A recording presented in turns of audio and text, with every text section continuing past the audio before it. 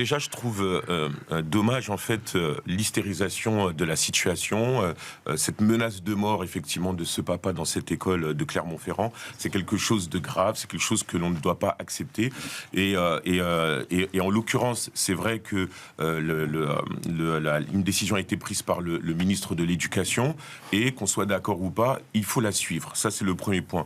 Mais moi, ce que je déplore, c'est les conditions dans lesquelles cette décision a été prise. On est parti sur une interdiction directe, de l'abaya avant même. Non. Je précise que je vous ai pas interrompu tout à l'heure. J'aimerais bien finir ma démonstration. On a le droit de pas être d'accord, mais au moins que les idées puissent s'exprimer. Ce serait assez civilisé. Dites des éléments factuellement faux. Monsieur Thiebaud.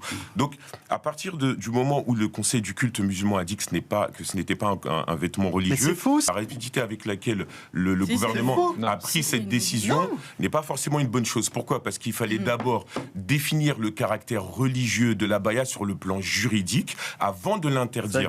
Il y a des femmes, effectivement, qui vont le porter pour des raisons religieuses, il y a des femmes qui vont le porter pour des questions culturelles, et ça va être souvent habillé d'une certaine manière. C'est même repris dans le monde du luxe, etc. C'est devenu un objet, entre guillemets, tendance. Mais moi, ce que j'aimerais dire, c'est que, en tout cas par rapport à ce qui se passe dans les établissements, je pense qu'il devrait y avoir, en fait, pour les élèves, beaucoup plus d'instruction sur les questions de laïcité. Il faudrait qu'il y ait des cours spécifiques là-dessus, de façon à ce qu'on puisse discuter avec les jeunes, et ça permettrait aussi de démonter toute cette réalité contestataire, notamment par rapport à la manière dont on s'habille pour des raisons religieuses ou pas. Le fait qu'effectivement on se retrouve devant un nouveau cas qui est assez différent, puisqu'on parle d'un kimono, a priori, qui aurait pu être porté pour des questions religieuses, mais c'est ce que son père dit l'inverse. Et du coup, on se retrouve devant quoi ?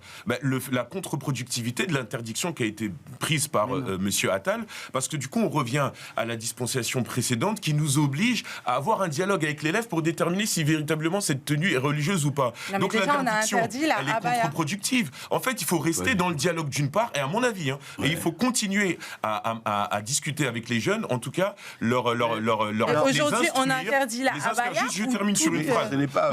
Continuer à instruire sur les valeurs de la République, entre guillemets, sur les questions de laïcité, ce qu'on a perdu dans les écoles. Rappelez-vous, à l'époque, il y avait la morale dans les écoles. On n'a plus tout ça. En fait, les établissements sont livrés à eux-mêmes, à devoir trouver les moyens de créer un dialogue avec les jeunes. En tout cas, ce qui est sûr, c'est que dans les quartiers, il y a des voyous. Tous les jeunes de quartier ne sont pas des voyous. Mais dans les quartiers difficiles, il y a des voyous. Mais il faut distinguer 3 types de personnes. Dans les quartiers, effectivement, je viens de le dire, il y a des voyous. Il y a des jeunes aussi qui sont parfois un peu entre deux, un peu influençables, et qui basculent parfois dans la délinquance. Et vous avez une masse d'autres jeunes qui se battent avec les moyens qui sont les leurs pour réussir à s'en sortir.